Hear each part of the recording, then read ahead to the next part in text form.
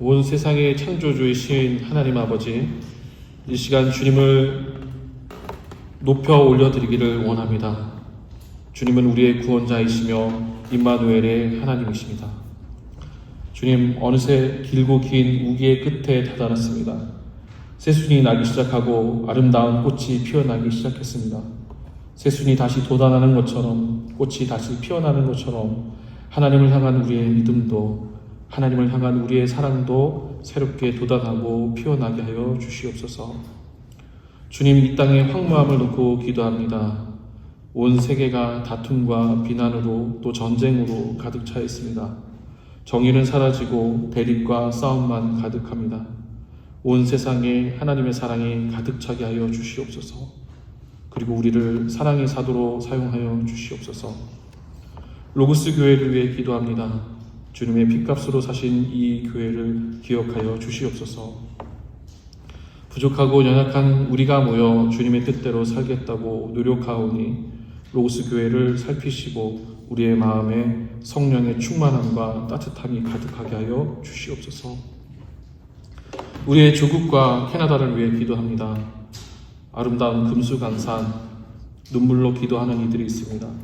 속히 혼란과 불안이 안정되고 서로를 용납함이 있게 하여 주시옵소서.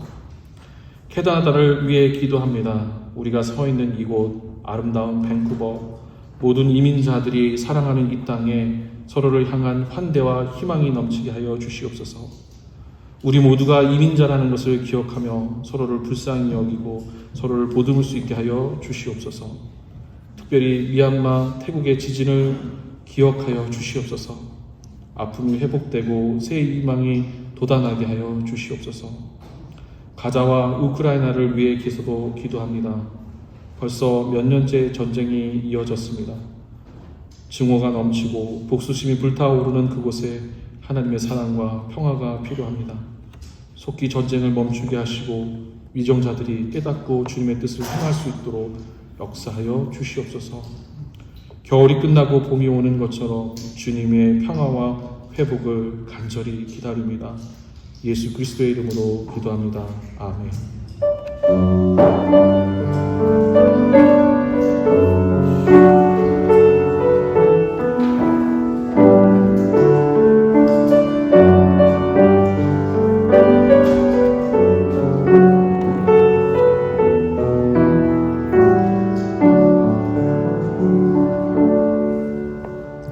오늘의 복음입니다. 오늘의 복음 말라기 1장 1절부터 5절 말씀입니다. 말라기 1장 1절부터 5절까지 말씀을 제가 여러분을 대신해서 봉독하겠습니다. 다음은 주님께서 말라기를 시켜 이스라엘 백성에게 경고하신 말씀이다.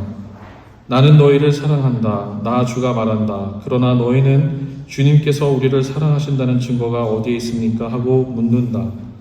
에서는 야곱의 형이 아니더냐? 나 주가 말한다. 그런데도 내가 야곱은 사랑하고 에서는 미워하였다. 에서가 사는 언덕은 벌거숭이로 만들고 그가 물려받은 땅은 들짐승들에게 넘겨주었다. 에서의 자손인 에돔이 비록 우리가 쓰러졌으나 황폐된 곳을 다시 세우겠다 하고 장담하지만 나 만군의 주가 말한다. 세울 테면 세어보아라고 하여라. 내가 기어이 헐어버리겠다. 악한 나라, 주께서 영원히 저주받은 백성이라고 불릴 것이다. 너희가 이것을 직접 보고 주님은 이스라엘 나라 밖에서도 높임을 받으신다 하고 고백할 것이다.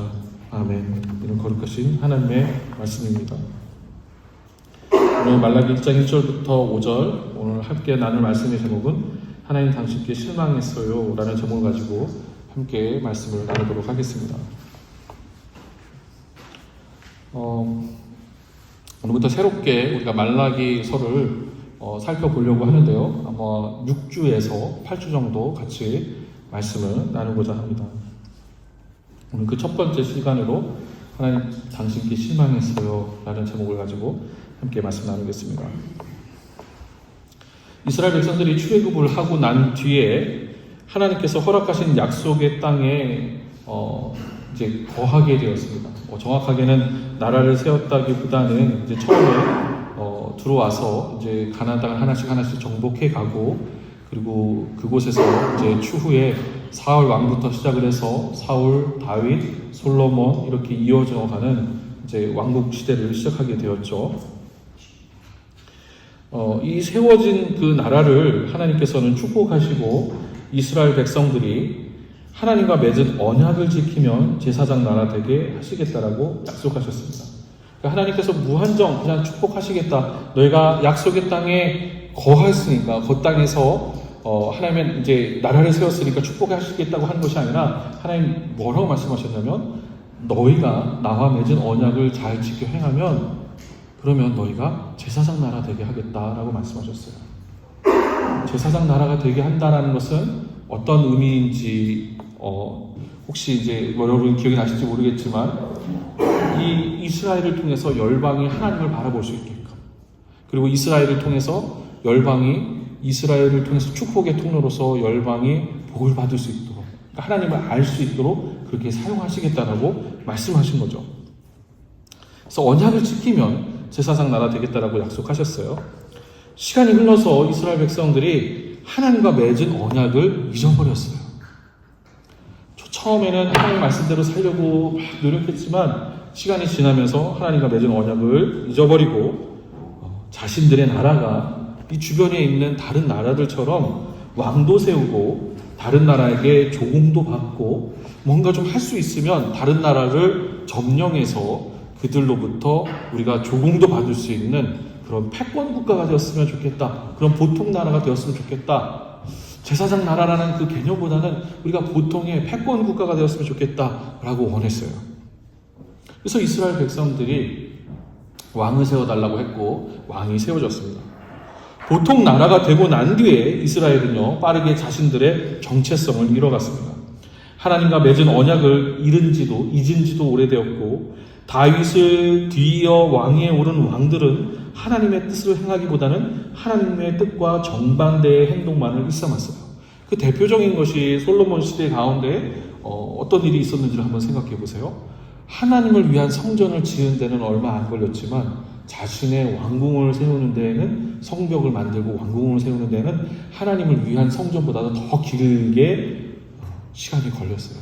그러니까 그것들이 보여주는 것들이 무엇이냐면 이 솔로몬 시대부터 본격적으로 하나님의 나라를 이루고 제사장 나라로의 역할을 하기보다는 우리가 열방에 있는 다른 나라들처럼 내 왕권과 주권을 내 이 왕권을 계속 공고히 하면서 길게 하는 것에 관심을 갖게 되었다는 거예요. 그러니까 전반적인 이스라엘 사회 전체에 하나님과 맺은 언약을 잊어버리게 된 것이죠. 그 결과 나라는 유다와 이스라엘로 갈라졌어요. 그리고 그마저도 시간이 지나고 나서 바벨론과 페르시아에게 모두 멸망당하고 말았습니다. 그래서 이제 서선지서와 또 역사서들을 보면 이때마다 이 고비의 순간 때마다 하나님께 보냄을 받은 선지자들이 경고했어요. 이 백성들이 그렇게 행하면 안 됩니다. 회개하고 하나님께로 돌이켜야 됩니다. 라고 거듭해서 경고했지만 그 경고를 귀담아 듣지 않았습니다. 그리고 우리가 잘 아는 것처럼 결국은 성전까지도 무너지고 또 성벽도 무너지고 예루살렘을 둘러싼 모든 것들이 다 무너졌어요. 70년이 지나고 이 70년이 지나고 다시 하나님께서 이스라엘의 회복을 위해서 하나님께서 이스라엘의 회복을 놓고 기도하는 이스라엘 백성들의 기도를 들으셨어요. 그래서 우리가 잘 알고 있는 것처럼 느헤미야, 학개, 에스랴 등의 선지자들이 나와서 예루살렘 성벽과 성전이 재건될 수 있도록 이스라엘 백성들을 인도했어요. 그래서 성벽과 성전이 재건되었습니다. 70년 만에 성벽이 재건됨을 통하여서 하나님께 찬양과 영광을 올려드렸죠. 자, 아주 그 포로 시기 가운데 있어서 수고하고 애썼어요. 그리고 포로 시기 가운데서 하나님, 우리가 왜 멸망했는지 알겠습니다. 하나님의 말씀이 없어서 우리가 하나님의 뜻대로 행하지 않았기 때문에 우리가 이렇게 멸망한 걸 알게 되었습니다. 그러니까 우리가 힘을 합쳐서 하나님, 우리가 회개하오니 주님, 다시 우리를 다윗 왕가가 회복되어지고 그리고 다시 그 솔로몬과 같은 영화가 우리 가운데 있게 하여 주시옵소서. 제발 성벽과 성전이라도 재건되었으면 좋겠다. 이렇게 계속해서 하나님 앞에 기도하고 70년이라는 시간을 지냈어요. 성벽과 성전이 재건되니까 이스라엘 백성들의 마음 가운데 자연스럽게 다시 다윗과 솔로몬의 시대가 회복되는 것이 아닐까 하는 기대가 섰어요. 하지만 한참을 기다려도 이스라엘 백성들이 꿈꾸는 이스라엘의 회복은 이루어지지 않았습니다.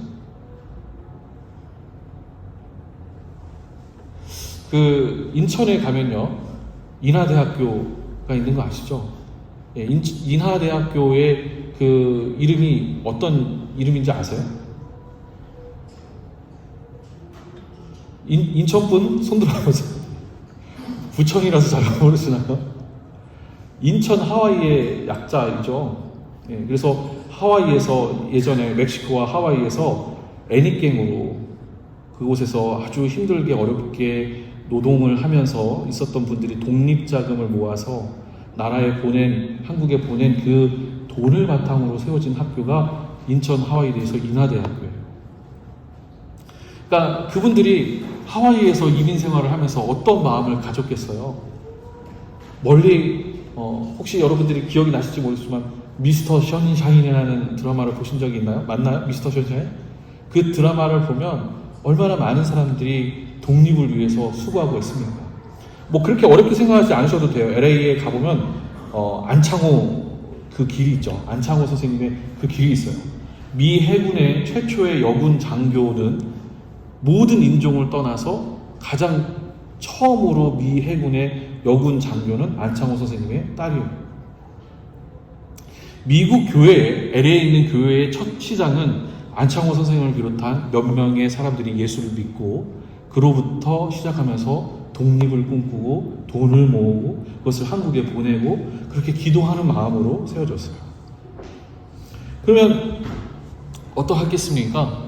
그 마음이 독립을 향한 그 열망과 그 마음이 느껴지지 않습니까?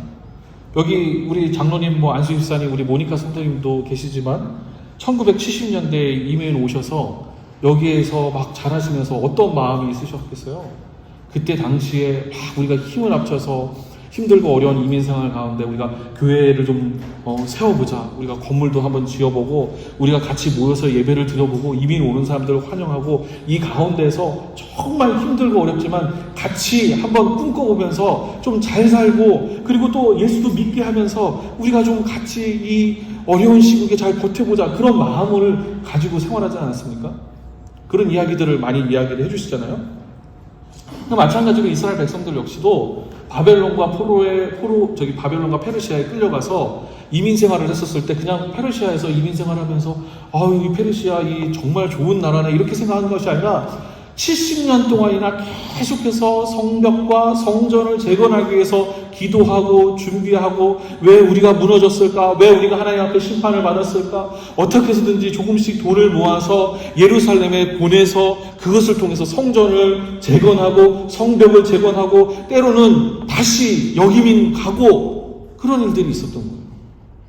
그 마음 가운데 어떤 것들이 있었냐면 다시 성벽과 성전이 회복되어지면서 하나님께서 이스라엘을 다시 재건하시고 다윗과 솔로몬 시대의 영화가 우리 가운데 다시 이루어졌으면 하는 소망으로 그 힘든 이민 생활을 버티고 이겨나간 거예요. 그런데 성벽이 재건되고 성전도 재건되었는데 어때요? 본문을 보시면 아시겠지만 성경 곳곳을 읽어보셔도 아시겠지만 이스라엘의 성벽과 성전이 재건되었어도 다윗과 솔로몬 시대와 같은 시대가 돌아오지 않았다는 거예요. 그토록 한참을 기다려도 이스라엘 백성들이 꿈꾸던 이스라엘의 회복이 이루어지지 않았다는 거예요. 그래서 이제 이스라엘 백성들은 하나님께 실망했어요. 그리고 자신들 마음대로 살기로 결정했어요. 여기까지가 오늘 나눌 말라기 말씀의 배경입니다. 즉 말라기를 읽기 전에 우리가 염두해야 하는 것은 이스라엘 백성들이 하나님께 실망했다는 거예요. 이스라엘 백성들은 하나님께 실망했고 하나님께서 자신들을 더 이상 사랑하지 않으신다라고 생각했어요. 남은 것은 이제 하나님의 뜻대로 사는 것이 아니라 내 뜻과 내 마음대로 사는 것. 이스라엘 전체에 이러한 생각과 마음이 넘쳐 흘렀어요. 1장 1절입니다. 다음은 주님께서 말라기를 시켜 이스라엘 백성들에게 경고하실 말씀이다. 하나님께서는 이스라엘 백성들의 이러한 마음을 아셨습니다. 그래서 하나님께서는 말라기 선지자를 통해 하나님의 메시지를 전하셨습니다. 근데 1장 1절을 보면 우리말 성경에는 경고라는 단어를 사용해서 하나님께서 강한 어조로 말씀하시는 것으로 되어 있습니다. 그러나 원어를 살펴보면 이 경고라는 뜻 이외에도 하나님께서 잠언, 하나님의 어떤 그 지혜로운 말씀 혹은 하나님의 말씀, 하나님의 신탁이라는 뜻도 같이 들어있어요. 이런 다양한 의미를 통해서 우리가 알 수 있는 것은 하나님의 경고라고 표현되어 있지만 사실은 이스라엘 백성들이 하나님을 향한 그 원망의 소리, 하나님께서 우리를 사랑하신다라는 그 증거를 좀 보여주십시오 라고 하는 이스라엘 백성들의 그 아우성과 그 실망에 하나님께서도 답하실 준비가 되어 있다는 거예요. 하나님의 이유가 있다는 것을 본문 1장 1절은 이야기하고 있는 것입니다. 그것이 경고가 되든 말씀이 되든 하나님께서는 이스라엘 백성들의 실망에 답하실 준비가 되어 있다는 것입니다. 1장 2절입니다. 나는 너희를 사랑한다. 자, 2절의 시작은요, 하나님의 사랑 고백으로 시작합니다. 나는 너희를 사랑한다.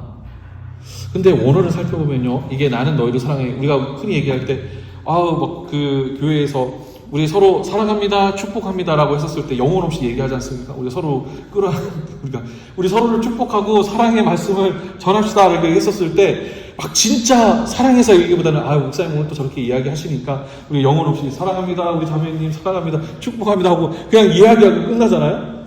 사실 이 2절의 이야기는 그 얘기가 아니에요.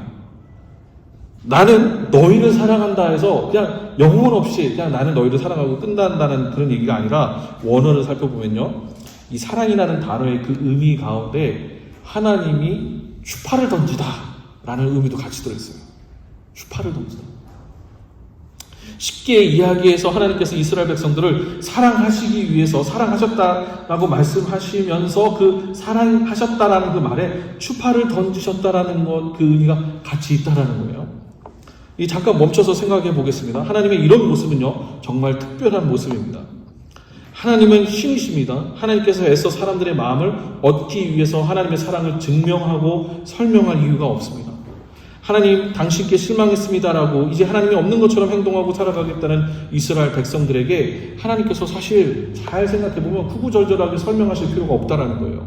근데 내가 너희를 사랑한다라는 그 말에는 그냥 내가 너희를 사랑한다라고 영혼 없이 이야기하는 것이 아니라 내가 너희를 정말 사랑하는데 어떻게 해서든지 내가 너희와의 이 사랑의 관계를 회복하고 싶은데 라는 의미가 내포되어 있다는 거예요. 그래서 하나님께서는 당신이 이스라엘 백성들을 사랑하고 있다는 것을 선지자들을 통해서 거듭해서 밝혀서 말씀하고 계십니다. 이 본문을 보면서요, 오늘 이 시대의 우리를 돌아보시기 바랍니다. 한번 우리 이 시대의 우리를 한번 성찰해 보시기 바랍니다. 오늘 이 시대에 하나님을 믿고 살아가는 우리도 여기 말라기에 나오는 이스라엘 백성들과 크게 다르지 않죠. 우리도 2절 하반절에서 이스라엘 백성들이 하나님께 묻고 있는 주님께서 우리를 사랑하신다는 증거가 어디에 있습니까? 하나님께서 나를 사랑하신다는 그 증거가 어디에 있습니까? 라고 계속해서 묻고 있기 때문입니다. 예를 들어 그리스도인들은 세상을 살아갈 때 정말 열심히 살아가요. 마치 포로 시대 때 힘든 포로 생활을 하면서도 이스라엘의 회복을 위해서 수천 킬로미터 떨어진 예루살렘 성벽과 성전을 짓기 위해 쓰고 싶은 거 쓰지 않고 누리고 싶은 거 누리지 않고 무엇보다도 바벨론과 페르시아에 동화되지 않고 내가 페르시아에 살지만 페르시아 사람이 되는 것이 아니라 내가 계속해서 이스라엘 사람이라고 살겠다라고 끝까지 자신들의 정체성, 하나님의 백성이라는 것을 지키기 위해서 고군분투했던 이스라엘 백성들처럼 오늘날의 그리스도인들도, 오늘날의 보통의 평범한 그리스도인들도 그렇게 살아가고자 애를 써요. 그 증거가 여기에 있지 않습니까? 제가 아까 찬양팀 연습을 하고 있는데 우리 성준 형제님 어제 밤새도 일을 하고 돌아왔다는 거예요. 그리고 와서 여기 지금 예배 시간에 참석한 이유가 뭐겠어요? 내가 하나님 그래도 사랑하겠습니다. 내가 그래도 예배를 드려야 되겠죠. 피곤하고 힘들고 어렵지만 오늘 날씨가 얼마나 좋습니까? 지난주 내내 계속 비가 오다가 이런 화창한 날씨가 되니까 오늘은 좀 예배를 그만두고 어디 나가서 꽃놀이를 보는 것도 하나님을 예배하고 하나님을 찬양하는 것이 아닐까라는 생각들이 우리 마음 가운데 계속해서 스물스물 올라오지만 그럼에도 불구하고 이 자리에 나와서 예배를 드리려고 하잖아요. 일상의 삶에 있어서도 정직하게 살아가려고 하고 모범이 되는 모습을 보이려고 하는 것이 오늘 이 시대에 살아가는 그리스도인들의 모습이에요. 마치 이스라엘 백성들처럼 말이에요. 그런데 열심히 그리스도인으로서 살아가려면 갈수록 현실 가운데서 실망하게 된다는 거예요. 내 삶을 철저하게 참고 통제하며 살아갈수록 더 크게 실망하게 돼요. 더 꾹꾹 참고 하나님을 위해서, 그리고 어떻게 하면 하나님 말씀대로 지키면 살아가려고 노력하면 노력할수록 더 실망하게 되는 거예요. 마치 포로 시대의 이스라엘 백성들처럼 말입니다. 오늘 본문 말라기 1장 2절이 바로 이런 모습을 그대로 보여줍니다. 하나님께서 하나님의 백성들에게 추파를 던지시는 것처럼 사랑한다라고 말씀하셨지만, 여기 지금 이스라엘 백성들이 이야기하고 있는 것처럼 도대체 그 증거가 어디에 있냐는 거예요. 그 증거가 어디에 있습니까? 여러분 한번 곰곰이 생각해 보십시오. 하나님이 나를 사랑하신다고 했는데 나를 사랑하신다는 그 증거가 어디에 있습니까? 하나님, 그 증거를 조금이라도 보여주셨으면 좋겠습니다. 내가 조금이라도 하나님 내게 말씀하여 주시옵소서. 차라리 꿈에서라도 너 인생이 그러니 그냥 참고 살아라, 그냥 그 한 말씀만 하소서. 한 말씀이라도 내가 하면 내가 그것을 사랑의 증거로 알고 살아가겠습니다라고 하는데 안 보인다는 거예요. 2절 한번 후반절을 보시면요, 하나님께서 나를 사랑하신다는 증거를 보여달라는 이스라엘 백성들의 질문에 하나님께서는 뜬금없는 이야기를 하세요. 2절 하반절 한번 보세요. 나는 너희를 사랑한다. 나 주가 말한다. 그러나 너희는 주님께서 우리를 사랑하신다는 증거가 어디에 있습니까? 하고 묻는다. 그런데 하나님 갑자기 뭐라고 말씀하시냐면, 에서는 야곱의 형이 아니더냐. 나 주가 말한다. 그런데도 내가 야곱은 사랑하고 에서는 미워하였다. 이거 무슨 뚱땅지 같은 얘기인가요? 2절 후반전부터 하나님께서 나를 사랑하신다는 증거를 보여달라는 이스라엘 백성들의 질문에 하나님께서는 대뜸 에서와 야곱의 이야기를 꺼내십니다. 그게 2절부터 4절까지예요. 2절부터 4절을 보면 우리가 아는 에서와 야곱의 이야기가 있습니다. 솔직하게 이야기해서 2절부터 4절까지를 보면 어떻게 이것이 증거가 될 수 있습니까? 하는 생각이 듭니다. 하나님께서 나를 사랑하신다는 증거는 우리의 생각으로는 직접 보여주시는 것이 좋지 않겠습니까? 예를 들어 우리가 서로 사랑하는 연인이 있다라고 생각을 해보세요. 그러면 서로 사랑한다라고 말로만 하는 것보다는 꽃 한 송이라도 갖고 와서 사다 주면서 사랑한다라고 말하는 것이 더 직접적으로 와닿지 않습니까? 사랑한다라면 어떤 것들을 하게 합니까? 함께 시간을 보내고 맛있는 것을 나눠 먹고 막 그렇잖아요. 막 맛있는 거 먹었을 때, 이 맛있는 거 우리 집에 있는 우리 아내도, 우리 집에 있는 내 자녀들도, 내 주변에 내가 사랑하는 사람들도 이거 너무 맛있으니까 우리 같이 나눠 먹었으면 좋겠다, 이런 생각이 나오잖아요. 안 그러세요? 사랑하는데 옆에 가족들이 생각 안 나세요? 유영미 집사님 안 그러세요? 김윤기 집사님 안 그러세요? 생각이 나죠. 맛있는 거 먹으면 생각이 나죠. 이거 정말 맛있으니까 이거 좀 갖고 와서 좀 나눠 먹었으면 좋겠다. 교회에 막 오실 때 우리가 이렇게 2주에 한 번씩 같이 친교를 나눌 때에도 막 그러잖아요. 우리 김민기 집사님이 저쪽에 갖고 오신 그 반미가 저쪽 밴쿠버의 다운타운 근처까지 가서 반미를 사오는 거예요. 솔직하게 얘기해서 요 근처에 있는 포집에 아무데나 가서 반미 20개 좀 싸주세요 라고 얘기할 수도 있는데, 그게 뭐라고 가서 사오는 거예요. 왜요? 맛있는 거니까요. 내가 먹어보니까 맛있으니까 이거 우리 공동체하고도 같이 나눠주고 싶은 거예요. 사랑한다면 함께 시간을 보내고 맛있는 거 나눠 먹고 이것을 팍팍 느낄 수 있도록 하나님께서 부어주셔야 하는 것이 아니겠냐라는 거예요. 그래서 나는 너희를 사랑한다 이렇게 말씀만 하시지 마시고 내 소원도 좀 들어주시고 내 앞길도 평탄하게 좀 쫙 깔아주시고, 그것이 사랑받는 사람이 느낄 수 있는 거 아닙니까? 그런데 그렇게 묻고 있는 이스라엘 백성들에게 하나님께서 하신 말씀이 대뜸 에서와 야곱의 이야기였다는 거예요. 이게 도대체 무슨 이야기일까요? 무슨 이야기일까? 혹시 좋은 생각이 있으신 분 있으세요? 왜 하나님께서는 에서와 야곱의 이야기를 하셨을까요? 왜? 다른 이야기도 많잖아요. 왜 에서와 야곱의 이야기를 꺼내셨을까요? 이건 그럴 이유가 있어요. 창세기 25장을 보면요, 아브라함 그리고 이삭으로 이어지는 하나님과 아브라함 사이에서 맺은 그 언약 이야기가 시작이 되어집니다. 그러니까 하나님께서 갈대아 우르에 살고 있었던 아브라함에게 뭐라고 말씀하셨어요? 너는 내 본토 친척과 아버지 집을 떠나서 내가 지시할 땅으로 가라 라고 말씀하셨어요. 그러면 아브라함에게 그리고 나서 하나님께서 말씀하신 것이 뭐냐면 저 밤하늘, 하늘 좀 쳐다보면서 밤하늘을 봐라. 네가 그렇게 내 본토 친척과 아비 집을 떠나서 내가 지시할 땅으로 가면 너의 자손을 저 밤하늘에 있는 별처럼 많게 하고 네가 자손 대대로 잘 살게 내가 도와주겠다라고 말씀하셨으니까 그 말씀에 아브라함이 혹해서 알겠습니다 하고 떠났어요.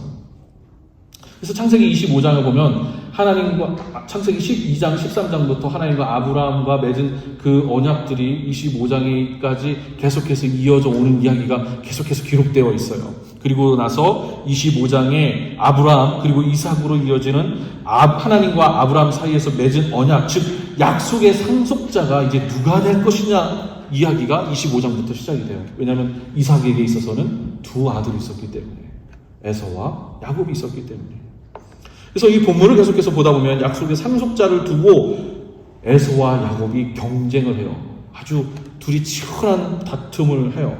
에서는 정정당당하게 상속자가 되기 위해 애를 씁니다. 실제로 보면 에서에 비해서 야곱에 비해서 에서가 어때요? 정정당당하잖아요. 아버지 이삭이 사냥해가지고 요리하는 것을 좋아하시니까 다른 거 뭐 둘도 볼 필요 없이 그냥 딱 사냥 도구 메고 나가가지고 아버지를 위해서 사냥하고 와요. 근데 야곱은 아예 애초에 그런 생각도 없었어요. 야곱이 이렇게 막 어떤 생각조차 안 하고 있었을 때 엄마가 불러가지고 얘야 이거 너 아빠가 좋아하는 거니까 이거 잘 이렇게 해가지고 아빠한테 갖다 드려라. 그러면 네가 상속자가 될 수 있어. 이렇게 얘기를 했었을 때 야곱이 뭐라고 얘기했어요? 저는 에서처럼 털이 없어가지고 걱정하지 마. 엄마가 다 준비해놨다고 해서 엄마와 이 아들이 둘이 서로 짜고 아버지를 속이는 희대의 대사기극을 벌이지 않습니까? 말이 좋아서 그 이야기가 이렇게 되어 있지만 실질적으로 야곱은 사기꾼인 거예요. 그게 창세기 25장부터 시작되는 얘기예요.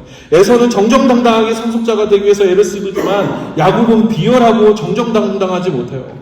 에서와 야곱의 이야기를 보면서요, 독자인 우리는 특히 큰아들인 저는 어떤 생각을 했냐면 하나님의 약속이 큰아들인 첫째인 에서에게 돌아가야 되지 않겠는가? 왜 둘째인 야곱이 저걸 받지? 에서인 이 큰아들에게 돌아가야 되지 않나? 이런 생각이 들 정도로 야곱은요, 하나님의 축복을 받기에는 부족해 보입니다. 근데 여기 보니까 다 표정들이 안 좋으신 거 보니까 적어도 둘째, 셋째 혹은 막내시니까 이게 뭐 공감이 안 되시는데 저는 첫째로서 에서의 이야기를 읽으면서 에서와 야곱의 이야기를 들으면서 에서가 상속을 받아야 되는데 막 마음이 두근거렸어요. 성주현 선생님 첫째예요, 둘째예요? 첫째죠? 나랑 같은 마음이겠죠? 보면 안타깝죠. 이 야곱은 하나님의 축복을 받기에는 부족해 보입니다. 아버지 이삭을 속여 하나님과 맺은 언약의 상속자가 결국은 되었음에도 불구하고 야곱의 삶은요, 특별하지 않았어요. 위험이 다가오니까 도망쳤어요. 그리고 외삼촌 라반의 집에서도 잘 생각해 보세요. 외삼촌 라반의 집에서도 14년 동안 일했는데 그 마지막에는 어떻게 하겠습니까? 자기가 이루고 싶은 것, 얻고 싶은 것을 쟁취하기 위해서 수단과 방법을 가리지 않았어요. 이렇게 막대기 하나를 들고 이렇게 먹물 같은 걸 묻혀가지고 외삼 좋은 거가 있으면 자기 걸로 표시를 하고 좋지 않은 건 외삼촌 라반에게 이렇게 하는 그런 사기극을 벌인 거예요.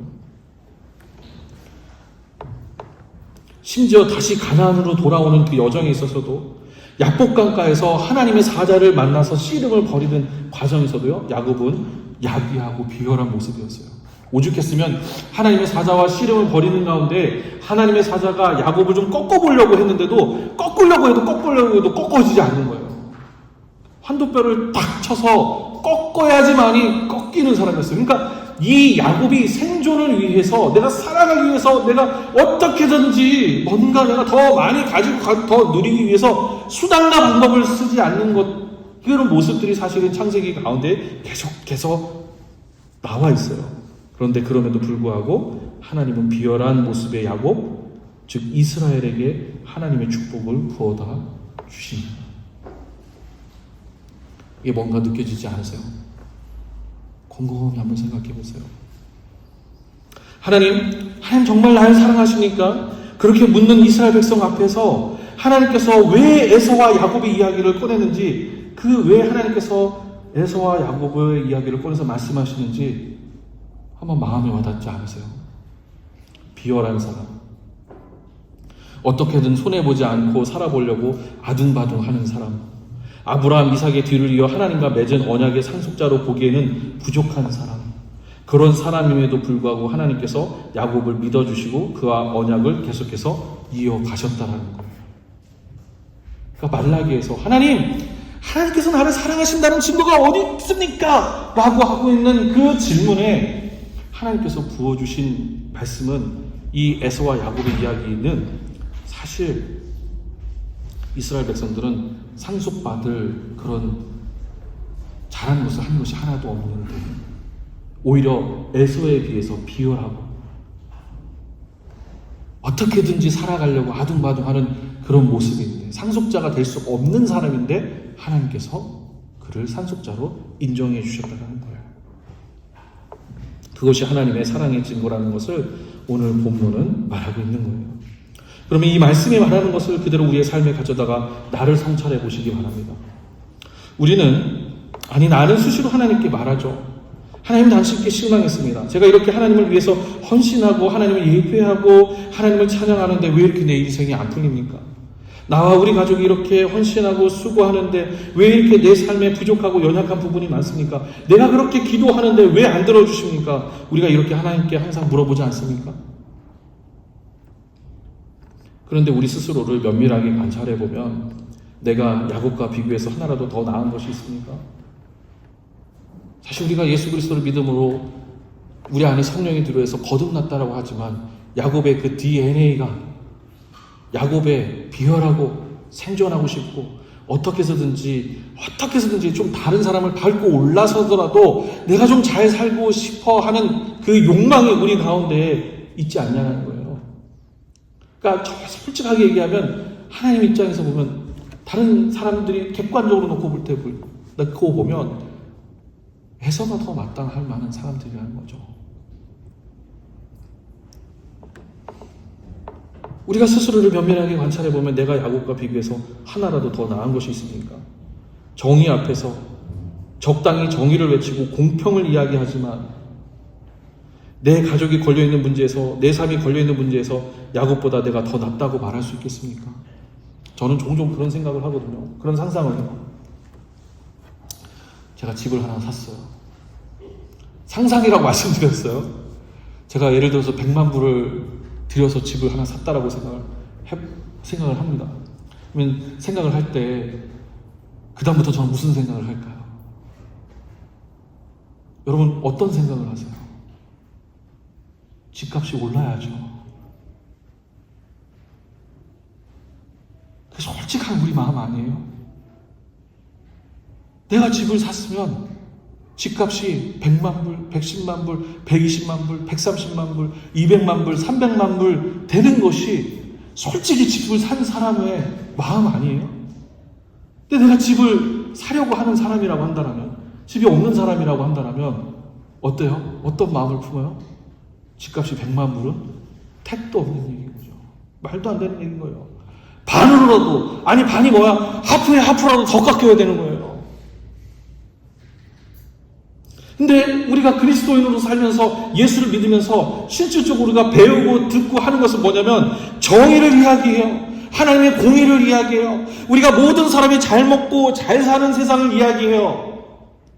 그러나 막상 그 문제가 진짜 내 앞에 다가온다고 했었을 때 사실 우리가 야곱과 비교해서 더 나은 것이 하나도 없단 말이에요. 정의를 이야기하지만 적당히 정의를 외치고 공의를 이야기하고 얘기를 하지만 내 가족이 걸려있는 문제에서, 내 삶이 걸려있는 문제에서 야곱보다 더 낫다라고 할 수 있겠냐라는 거예요. 하나님을 팔기도 하고 때로는 하나님을 부정하기도 하고 좋을 때는 하나님을 찬양하기도 했다가 왔다 갔다 하는 모습이 사실은 내 모습이지 않냐라는 거예요. 그러면서도 우리가 이 수도 없이 다른 사람들을 보면서 이 교회에 있는 다른 사람들을 보고 아이고 저것도 저 신앙생활을 한다고 저러고 있어요. 참 교회, 너 같은 사람들도 교회 다니냐? 수시로 내 주변에 있는 사람들을 재단하고 평가하고 그 사람의 마음을 헤아려 보지 않습니까? 그게 사실은 우리지 않습니까? 하나님의 사랑의 증거가 바로 여기에 있다라는 거예요. 누가 죄인이냐는 거예요. 누가 죄인 중에 괴수라냐는 거예요. 그런 나임에도 불구하고 하나님은 나를 축복하시고 나를 위해서 자기 아들을 내어주셔서 십자가에 죽으셨다라는 거예요. 하나님의 사랑의 증거가 여기 있다는 거예요. 절대로 하나님을 하나님으로 부를 수 없어요. 하나님을 아버지라고 부를 수 없는 존재임에도 불구하고 낱낱이 까보면, 솔직히 얘기해서 다 까보면 우리가 하나님 앞에서 누가 여기 설 수 있겠냐는 거죠. 그럼에도 불구하고 하나님 여기 서서 하나님을 아버지라고 부를 수 있다라고 하는 것, 그것이 사랑의 증거라고 하나님께서 이스라엘 백성들에게 말씀하신 거예요. 내가 죄인임에도 불구하고 부족하고 연약하고 하나님 원망하고 하나님 부정하고 나 같은 사람을 위해 하나님께서 자신의 가장 귀한 것을 내어주셔서 십자가에서 죽으셨다는 거예요. 다시 본문으로 돌아와서 에서와 그의 후손인 에돔은 도망 다녔던 야곱과 이스라엘과 동일선상에 놓고 비교할 때요, 승승장구였어요. 실제로 계속해서 왕이 이어져 갔고 에돔 땅의 패권자였어요. 그러나 에돔은 에돔 이상을 벗어나지 못했어요. 그리고 그마저도 결국 사라지고 말았어요. 오히려 이스라엘의 그 작고 작은 땅 위에 하나님께서 자신의 아들을 보내셔서 이스라엘을 구원하셨어요. 이 이야기가 어떤 이야기냐는 거예요. 이 이야기가 우리 삶 가운데 어떤 이야기인 거예요. 이제 하나님께서는 아브라함에게 약속하신 것처럼 내가 너의 자손들을 밤하늘의 별보다도 많게 하신다고 하신 것처럼 이 땅의 세상에 무릎 꿇지 않고 하나님의 뜻대로 살아가고자 하는 수많은 믿음의 자손들을 있게 하셨고, 그것으로 끝나지 않게 하시고 성령을 통해서 우리와 함께 하고 계십니다. 하나님의 사랑의 증거는 어떤 물질이나 땅, 권력이나 힘이 아니라 내 모습 이대로 하나님께서 인정하시고 하나님을 아버지라 부를 수 있도록 하신 것입니다. 그리고 세상 끝날까지 우리와 함께 하신다라는 것, 그것이 하나님의 사랑의 증거입니다. 미안한 얘기죠. 가슴에 와닿진 않아요. 우리에게 있어서 사랑의 증거는, 하나님 오늘 우리 전 교인이 로또를 샀는데 로또가 다 터지는 게 하나님의 사랑의 증거입니다 라고 이야기하는 것이 우리의 마음이지만, 그것이 사랑의 증거가 아니라 우리의 연약한 모습임에도 불구하고, 그런 마음임에도 불구하고 하나님께서 우리의 예배를 들으신다는 것, 우리의 기도를 들으신다는 것, 나의 하나님을 향한 원망과 하나님 향한 부정까지도 하나님께서는 다 보고 계시고 듣고 계시고 아신다는 것, 그것이 하나님 사랑의 증거라는 겁니다. 그렇기 때문에 여러분, 우리가 삶을 살다가 힘들고 어려운 일이 있더라도 낙심하지 마십시오. 때로는 하나님을 원망하고 부인하더라도, 때로는 하나님이 날 잘 느껴지지 않고 이 세상에 나 홀로 던져진 것처럼 느껴진다고 하더라도, 우리가 성경을 읽었던 대로, 그리고 말씀 가운데서 들었던 대로, 여러분들이 교회 학교에서 들었던 이야기들, 여러분 주변에 있는 사람들을 통해서 들었던 이야기대로 여러분 그냥 삶을 걷고 또 걸으십시오. 여전히 아무도 몰라준다고 하더라도 그냥 그리스도인답게 살아가십시오. 아둥바둥 하시고 성령의 충만함을 놓고 기도하시면서 그냥 아둥바둥 살아가십시오. 대단한 성과가 없어도 됩니다. 엄청난 업적을 남기지 않아도 됩니다. 일상을 살아가십시오. 길이 열리면 길이 열리는 대로 걸어가십시오. 막히면 그냥 멈추십시오. 막히면 돌아가십시오. 가라면 가고 가지 말라면 가지 마십시오. 삶이 그래요. 그리스도인의 삶이 그런 겁니다. 그렇게 길을 걷다 보면, 그렇게 야곱처럼 때로는 비겁하고 때로는 회개하고 때로는 절망하고 때로는 기뻐하고 그렇게 걷다 보면 어느새 우리 주님이 두 팔 벌려서 착하고 충성된 종아 내가 잘하였도다 라고 하실 날이 올 것입니다. 애썼다, 수고했다 하실 그 날이 올 것입니다. 그리스도인으로서 사는 것 특별한 건 없습니다. 바울 역시도 이 전 세계를 복음화시키면서 이 전 세계에 하나님의 나라를 오게 하겠다 그런 거 없었어요. 그저 하루하루 열리는 대로, 하루하루 주님이 인도하시는 대로 걸어갔어요.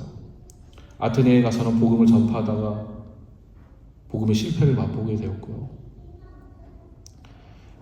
어느 곳을 가서라도 모든 사역이 성공적으로 신나게 이루어진 적이 한 번도 없었어요. 그냥 열리는 대로 또 부어주시는 대로 살아갔어요. 그리고 마지막에는 로마에서 순교로 삶을 마감했어요. 그러나 신약성경의 27권 중에 열 몇 권 이상이 바울의 이야기였고 바울이 쓴 책이었다는 것을 기억하시기 바랍니다. 여러분들 큰 이야기를 어떤 큰 내 삶에 있어서 내가 하나님 이런 교회를 세우고 이렇게 하겠습니다. 아니 그렇게 안 하셔도 돼요. 그냥 열심히 주어진 삶 가운데서 하루의 인생을 사시고 그 삶 가운데서 오늘 하루 기쁘게 살아가실 때 하나님께서 여러분들을 착하고 충성된 종아 내가 잘하였도다 라고 말씀하시는 거예요. 주어지는 삶의 수많은 두려운 일들이 우리 가운데 옵니다. 그 가운데 그리스도인들은 그냥 묵묵하게 하루를 살아가는 것입니다. 하나님께서 수고했다 하실 그날이 올 것입니다. 기도하겠습니다. 하나님 감사합니다. 우리가 함께 말씀을 나누면서 하나님이 우리를 사랑하신다라고 할 때 때로는 우리가 하나님 우리를 사랑하신다라면 그 증거가 어디 있습니까? 라고 이야기할 때가 많이 있는데 오늘 말씀을 함께 나누면서